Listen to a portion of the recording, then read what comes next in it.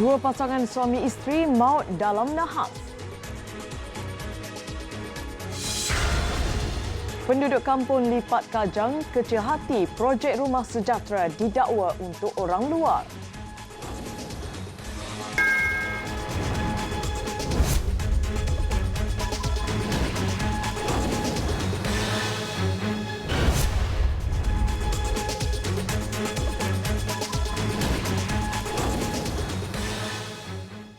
Assalamualaikum dan salam sejahtera. Saya Zaira Sri Zakaria. Pasangan suami isteri maut dalam kemalangan membabitkan 5 kenderaan di Jalan Kota Tinggi Mersing, Johor malam tadi.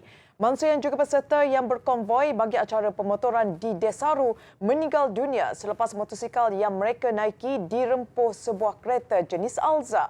Ketua Polis Daerah Mersing, Superintendent Cyril Edward Nuing berkata, mangsa dikenal pasti sebagai Muhammad Hanafi Ismail, 37 tahun dan isterinya Salimah Muhammad Syafi'i, 40 tahun. Kedua-dua mangsa masing-masing berasal dari Marang dan Duyung, Terengganu. Nahas berlaku jam 9.25 malam tadi membabitkan konvoi 20 motosikal berkuasa tinggi yang dalam perjalanan dari Terengganu ke Desaru. Sebaik tiba di satu selekoh, kereta Alza dipercayai memasuki lorong bertentangan dan melanggar kumpulan konvoi berkenaan. Rumpuhan menyebabkan kedua-dua mangsa cedera parah dan maut di tempat kejadian. Seorang lagi penunggang motosikal turut cedera parah dihantar ke Hospital Mersing untuk rawatan. Mayat kedua-dua mangsa dibawa ke bilik mayat Hospital Mersing untuk bedah siasat.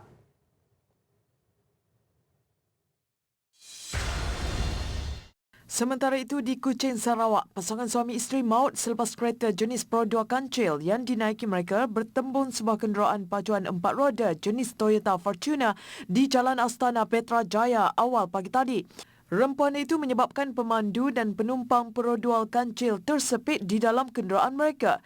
Kedua-dua mangsa disahkan meninggal dunia di tempat kejadian oleh pasukan perubatan. Pihak bomba dan penyelamat Petra Jaya mengambil masa kira-kira setengah jam bagi mengeluarkan mayat mangsa. Ketika nahas berlaku, mangsa dipercayai dalam perjalanan ke tempat kerja mereka di Taman Perindustrian Samajaya, Kuching. Pemandu dan penumpang kenderaan pacuan 4 roda hanya mengalami cedera ringan.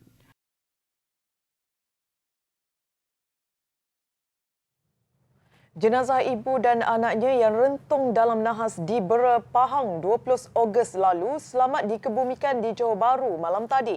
Allahyarham Rosidah Hashim 46 tahun dan anaknya Abdillah Nila 17 tahun dikebumikan dalam satu lian lahat di tanah perkuburan Bukit Alif di bandaraya itu pada jam 9 malam. Jenazah dua beranak berkenaan dibawa pulang selepas dituntut oleh ahli keluarganya dari Jabatan Forensik Hospital Sultan Haji Ahmad Shah di Temerloh, Pahang semalam. Urusan itu dilakukan selepas identiti mereka akhirnya dapat disahkan menerusi keputusan ujian DNA Khamis lalu. Manakala seorang lagi mangsa ialah Sher Zaman Khan, warga Pakistan yang juga suami Rosidah dibawa pulang oleh keluarganya ke Pakistan hari ini untuk dikebumikan. Ketiga-tiga mangsa terkorban selepas peroton Wira dipandu Sher Zaman bertembung dengan dua lori di kilometer 43 Jalan Temerloh Bahau di Bera pada 20 Ogos lalu. Ketika kejadian, mangsa dalam perjalanan dari Jerantut Pahang ke Johor Bahru.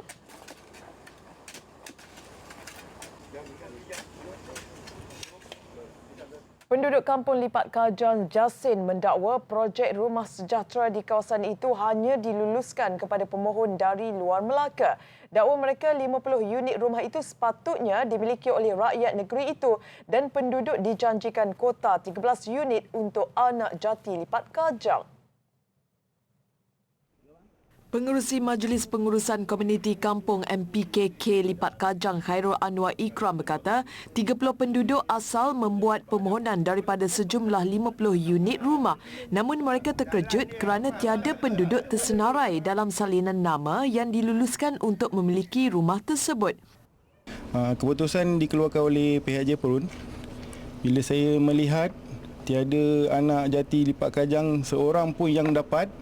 Jadi saya merasa sangat marah, kecewa kerana anak jati perlu ada 1 ke 2 biji rumah yang perlu ada. Mereka mendesak Lembaga Perumahan Melaka LPM untuk mengkaji semula keputusan pemohon yang layak. Ini kerana ramai anak tempatan belum memiliki kediaman sendiri dan kebanyakan pemohon lulus dalam temuduga oleh pihak LPM kira-kira 3 tahun yang lalu. Saya orang kampung sini tak dapat. Nampak sangat dia pinggirkan kampung ni di Bajang. Orang luar daripada kampung ni dapat. Kalau Melaka tak apa. Ni luar pada Melaka. Jadi minta tolonglah kerajaan, tolong buatlah balik, ubah baliklah siapa-siapa yang betul-betul layak, yang betul-betul tak layak. Yang bukan anak jati lipat kajang, orang luar pula yang dapat. Yang IC 01, 02 kenapa boleh dapat? Sedangkan anak jati betul-betul lipat kajang ni tak dapat. Rumah ditawarkan pada harga RM40,000 seunit itu dibangunkan oleh Kementerian Keuangan di atas tanah berkeluasan 2.3 hektar dengan peruntukan 3.3 juta ringgit. Penduduk masih menaruh harapan untuk diberikan peluang dan keutamaan untuk menerima manfaat pembangunan itu di kampung mereka sendiri. Di Kuala Nerang, Kedah, 767 peneroka Padang Sanai resah gelisah kerana terhimpit dengan isu pemilikan tanah. Hak milik tanah mereka dikatakan bertindih dengan syarikat peladangan swasta yang didakwa mengambil alih tanah mereka. Pada Mei 2018, masalah pertindihan tanah itu dilaporkan selesai apabila syarikat peladangan itu setuju menyerahkan tanah seluas kira-kira 1,365 hektar kepada kerajaan negeri. Ada di antara peneroka dikatakan sudah mendapat geran tanah. Tetapi dalam proses peneroka lain membuat permohonan geran di Pejabat Daerah dan Tanah Padang Terap, syarikat peladangan itu didakwa membuat kerja pembersihan kawasan awal Ogos lalu sekaligus menimbulkan tanda tanya dalam kalangan peneroka. Orang lain pun sama juga. Sama juga kata Padang Sanai ni berapa ratus orang yang terlibat. Tu depa tolak dah lah tu tanah. Banyak yang tolak dah, hak balong tak tolak. Balong kata kalau tak selesai masalah hak balong dengan cara baik, balong tak mau. Balong tak boleh tolak. Saya memohon 25/9/2003. Jabat tanah kata lulus. Boleh. Kita balik ni proses. 2006 kita tanam. Kita buat teres puas-puas. Modal banyak duit juga. Beli dengan anak. Kita tanam. Lepas tak kerja apa. Lepas tak main nak tolak apa. Sampai hari ni dia tolak habis. Jika kehilangan tanah itu, penduduk mendakwa mereka akan hilang hasil pendapatan antara 1 hingga RM4,000 sebulan. Oleh itu, peneroka menuntut tanah yang rata-rata diusahakan sejak lebih 30 tahun lalu. Dan Alhamdulillah kita pun dah dapat daripada pihak pegawai daerah rundingan yang baik dan kita minta rundingan yang kita dah buat hari itu teruskan sampai ke pihak atasan. Khususnya kepada Yang Amat Berhormat Menteri Besar Datuk Seri Haji Mukhris Tun Mahathir boleh ambil perhatian tentang isu rakyat Rakhine di bawah ni. Bagi peneroka, bayaran pampasan adalah pilihan terakhir jika tuntutan pemilikan tanah menemui jalan buntu. Kerajaan negeri sebelum ini mengumumkan untuk menyerahkan kawasan tanah simpanan di Bukit Keramat di Padang Sanai sebagai ganti kepada syarikat berkenaan. Ketika kami berusaha mendapatkan penjelasan daripada Pejabat Tanah dan Daerah Padang Terap, pihak terbabit meminta untuk dihubungi pada hari bekerja. 5 perompak bersenjata parang gagal menyamun seorang wanita selepas kereta mereka dirempuh oleh wanita tersebut. Ketua Polis Daerah Kuala Langat, Superintenden Azizan Tukiman berkata, kejadian berlaku di Jalan Bunut 6, Taman Seri Bunut, Banting, Selangor, Khamis lalu. Polis memburu 5 lelaki warga tempatan yang meloloskan diri. Berdasarkan rakaman kamera lita tertutup CCTV, mangsa difahamkan baru tiba di rumah dan masih berada di dalam kenderaannya sebelum didatangi 5 lelaki bertopeng bersenjatakan parang yang menaiki kereta. 4 lelaki kemudian keluar dari kereta dan masuk ke pekarangan rumah, tetapi wanita tersebut mengundurkan kenderaannya dan melanggar kereta suspek. Seorang daripada mereka cuba memecahkan cermin kenderaan mangsa namun gagal. Semua suspek melarikan diri. Mangsa hanya mengalami kecederaan ringan. Hasil semakan polis mendapati nombor pendaftaran kenderaan suspek didaftarkan atas kenderaan motosikal dan disyaki palsu.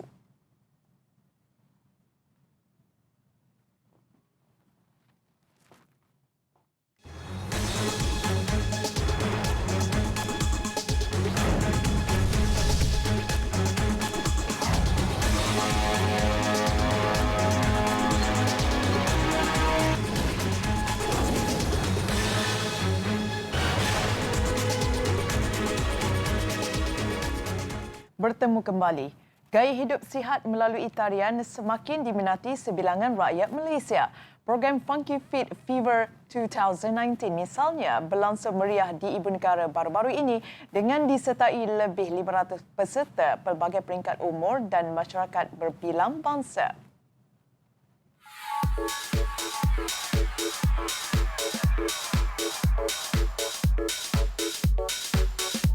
Menurut penganjur, Funky Fit Fever 2019 diadakan khusus untuk mempromosi kesihatan dan kecergasan melalui talian. Aktiviti kecergasan berkenaan dilakukan hampir 3 jam bersama jurulatih tempatan dan antarabangsa. Sebenarnya hip hop itu adalah elemen muzik itu, pendekatannya saja. Jadi elemen hip hop ni lebih kepada di kawasan bandar di mana mana wanita yang datang pada acara kita adalah mereka yang bekerja, kebanyakannya suri rumah. Jadi elemen itu disalurkan melalui muzik dan konsep yang kita salurkan. Sebenarnya ia masih senam tari similar kepada aerobik, tapi ianya adalah sejenis sukan tari yang dikenali dengan Zumba Fitness. Tambahnya, program ini mendapat sokongan dari jurulatih antarabangsa iaitu Zest Prince Paltu dari Filipina yang sememangnya terkenal dalam tarian Zumba. Perempuan dia nak cantik, dia nak kurus, nak slim. Memang itu adalah matlamat utama perempuan. Okay, macam saya sendiri, sebelum ni berat saya 73, sekarang berat saya 52. Dalam masa 6 bulan, saya keep berzumba, saya keep exercise. Tapi dalam masa yang sama, saya tetap mengamalkan cara hidup yang sihat macam Turut serta peminat tarian kecergasan dari Singapura, Filipina dan Indonesia.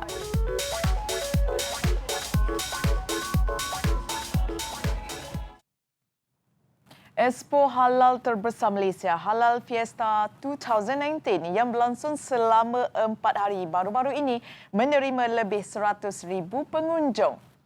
Terdapat kelainan yang dibawa dengan peserta mempamer inovasi baru termasuk kemudahan vending machine yang memberi pilihan pelbagai jenis barangan mentah.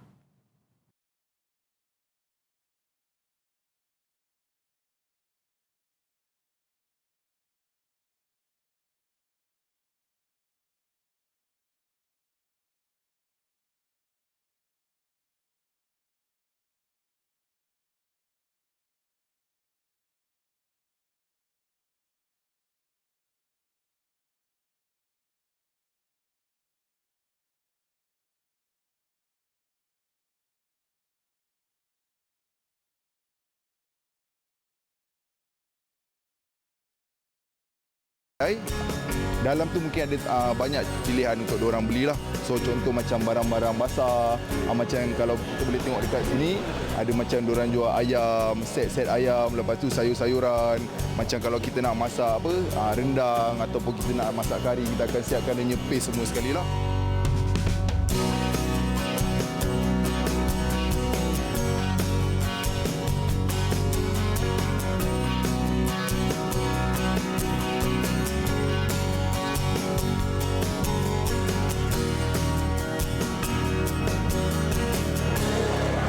Fiesta ini dilihat sebagai platform terbaik kepada usahawan-usahawan tempatan bagi mempromosikan produk-produk halal tidak kira di peringkat domestik maupun di peringkat antarabangsa. Mas Hamizah Isa melaporkan.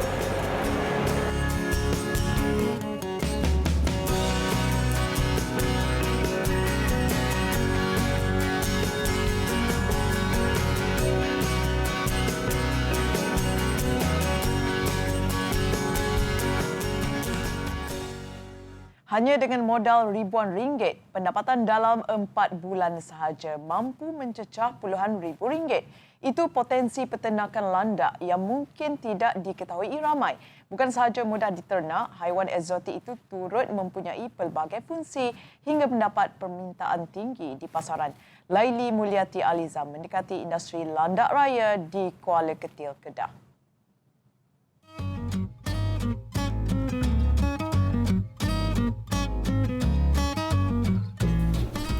Ramai yang menyangka landak adalah haiwan yang berbahaya.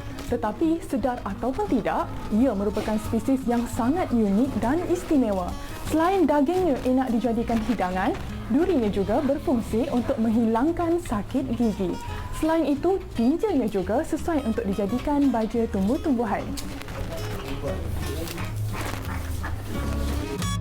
Fauziah Ahmad menceburi bidang penternakan landak sejak tahun 2010. Berbekalkan modal permulaan RM5,000, beliau memilih menternak baka landak raya. Sebelum ini, beliau pernah menternak beberapa haiwan ternakan lain, tetapi penternakan landak lebih mudah dan menguntungkan. Ini kerana ia tidak mudah dijangkiti penyakit dan cepat membiak. Dalam tempoh 1 tahun, seekor landak sudah boleh mencapai tempoh matang dan menjadi lebih produktif. Harga bagi sepasang landak mencecah RM4,000, manakala harga daging landak mencecah RM120 sekilogram. Berat seekor landak mencecah 20 hingga 22 kilogram. Setiap penternak landak perlu mendapatkan lesen jualan dari pihak perhilitan sebelum memulakan perniagaan. Setiap tahun, landak hanya boleh dijual pada Mei hingga September.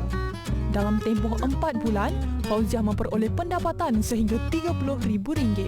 Landak yang diternak diberikan makanan yang berkualiti seperti keledek, tomato, anggur dan pelet ikan bagi memastikan daging dan duri berkualiti tinggi. Bagi memastikan landak berada dalam keadaan yang sihat, pihak perhilitan akan membuat pemantauan dari semasa ke semasa. Dekat Jabatan Perhilitan bila datang melawat sini memang mereka selalu datang. Lagipun mereka berurusan dengan kau memang mudah. Tak banyak masalah lah, tak ada masalah lah. Mereka tanya pendapat kau macam mana, apa masalah kau. Terima kasihlah dekat mereka. Pegawai mana yang mai sini memang kau suka. Memang mereka orang kata lah kan. Mereka tak banyak masalah ni lah nak komplain yang ni tak. Memang bagus. Turut terlibat Persatuan Usahawan Hidupan Liar UHL yang memainkan peranan menyeragamkan prosedur operasi standard SOP. Okey, peranan Persatuan Usahawan Hidupan Liar ini kita lebih kepada membuat SOP, Standard Operating Procedure kepada peternak-peternak yang ada, dan juga kita buat kawalan harga, ceiling price dan floor price lah untuk jualan. Pihak UHL juga komited untuk menghasilkan beberapa produk hiliran lain berasaskan landak. Kita akan mula membuat kajian untuk membuat produk daripada landak seperti perkasam landak ataupun daging landak perap untuk memperbanyakkan lagi sumber-sumber pendapatan daripada landak. Dengan bilangan ahli seramai 100 orang, pihaknya percaya industri landak berpotensi untuk dikembangkan ke peringkat antarabangsa. Laili Mulyati Alizam, Pintu Rezeki, Berita TV9.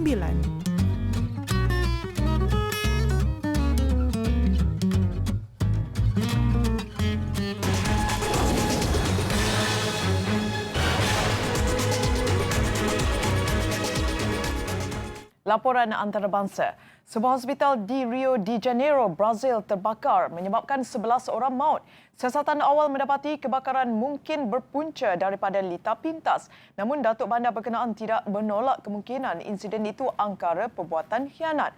Ketika kejadian dianggarkan seramai 103 pesakit berada dalam bangunan itu. 77 pesakit dipindahkan, manakala 14 lagi sudah dibenarkan pulang. Manakala seorang lagi mangsa masih hilang. Tudo aqui no asfalto, ambulância, gente. O hospital está sendo esvaziado, gente. Olha.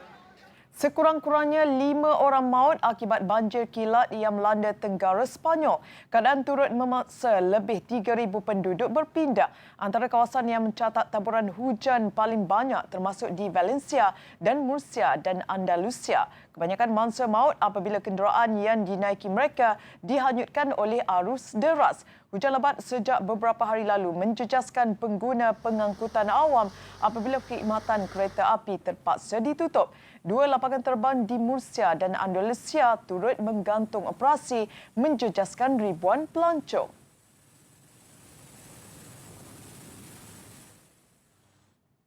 Selepas dibadai taufan Dorian, baru-baru ini Bahamas kini berdepan ancaman ribut tropika. Menurut Pusat Taufan Kebangsaan NHC, tekanan cuaca itu dikenali sebagai Tropical Depression 9. Ia dikesan sedang membentuk hampiran kepulauan itu.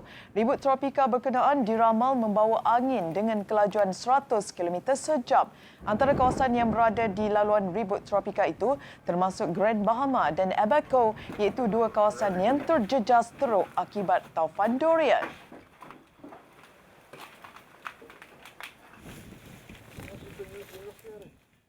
Pelakon Hollywood yang terlibat dalam skandal penipuan kemasukan universiti, Felicity Huffman, dijatuhi hukuman penjara 14 hari. Hakim Indira Talwani juga mengarahkan Huffman menjalani khidmat komuniti selama 250 jam dan denda $30,000 Amerika. Huffman didapati bersalah atas kesalahan memberi suapan $15,000 Amerika bagi membolehkan anaknya lulus ujian kelayakan SAT. Pelakon Desperate Housewives itu adalah selebriti pertama yang dijatuhi hukuman. Kes bagi seorang lagi pelakon Hollywood ditangguhkan untuk pembicaraan.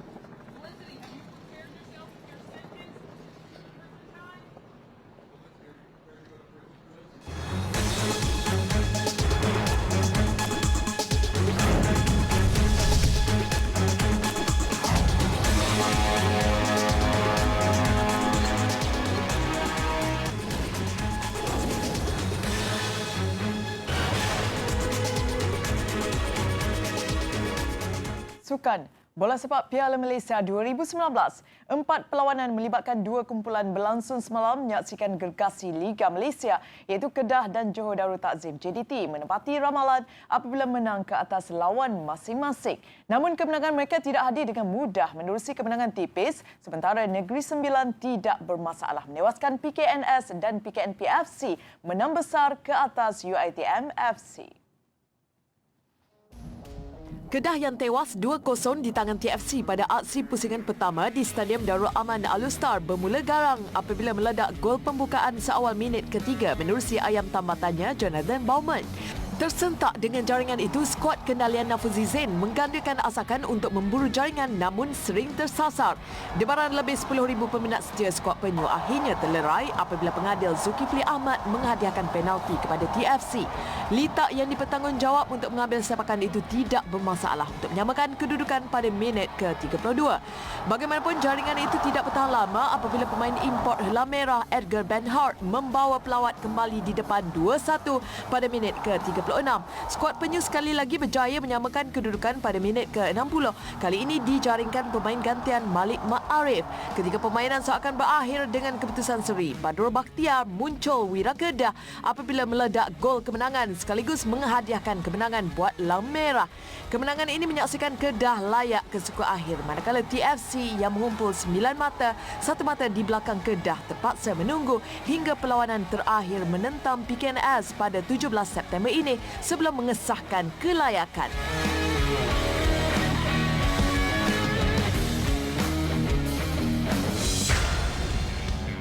Dalam satu lagi aksi kumpulan A, Negeri Sembilan terus menghidupkan peluang ke suku akhir selepas meraih kemenangan 3-1 ke atas PKNS FC di Stadium Shah Alam.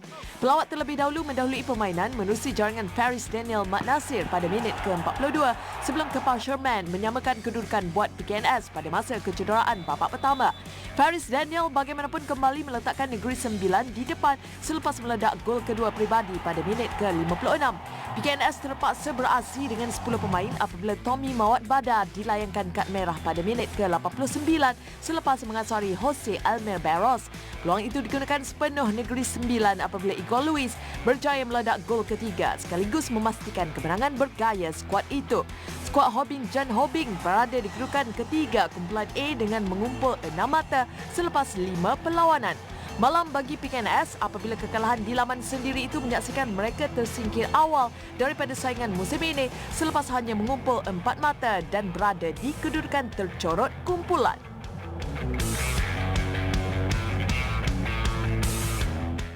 Gagal memanfaatkan kelebihan bermain di laman sendiri, PJ City FC tewas 3-2 menentang Johor Darul Takzim JDT dalam aksi Piala Malaysia semalam.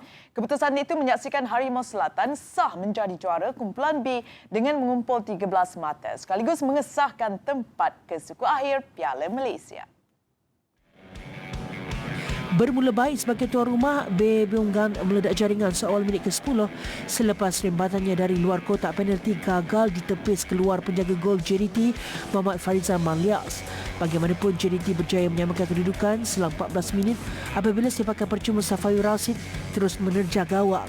Minit ke-36, Syafiq Ahmad membuktikan kelincahannya apabila berjaya meledakkan JDT di depan 2-1 sebelum tamat separuh masa pertama. Bersambung babak kedua, PJ City tampil lebih fokus pada bahagian penyerang untuk memburu jaringan penyamaan disudahi Washington berandau pada minit ke-58. Namun Syafiq sekali lagi tampil sebagai wira apabila menggegar gawang lawan untuk gol kemenangan JDT minit ke-59 menjadikan kedudukan penuh 3-2 memihak pelawat. Selepas kita mendahului 1-0, saya rasa mungkin hari ini kita boleh membuat kejutan daripada corak permainan yang kita bermain, tapi saya tengok selepas tu rentak permainan kita terganggu dan sedikit fokus dan konsentrasi pemain terutamanya di bahagian pertahanan. Saya rasa kalau dapat berada pada tahap yang lebih baik, mungkin kita boleh membuat keputusan yang positif pada malam ini.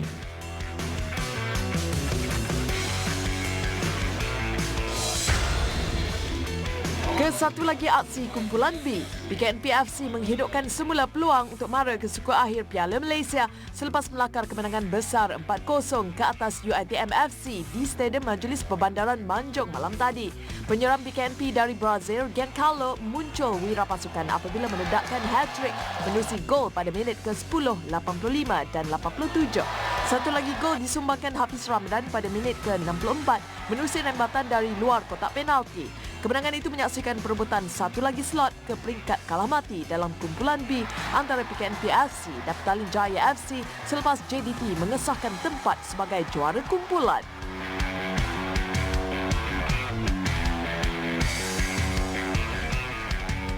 Teruskan mengikuti perkembangan berita dari dalam dan luar negara menerusi Berita TV9 dan saya Zaira Suri Zakaria.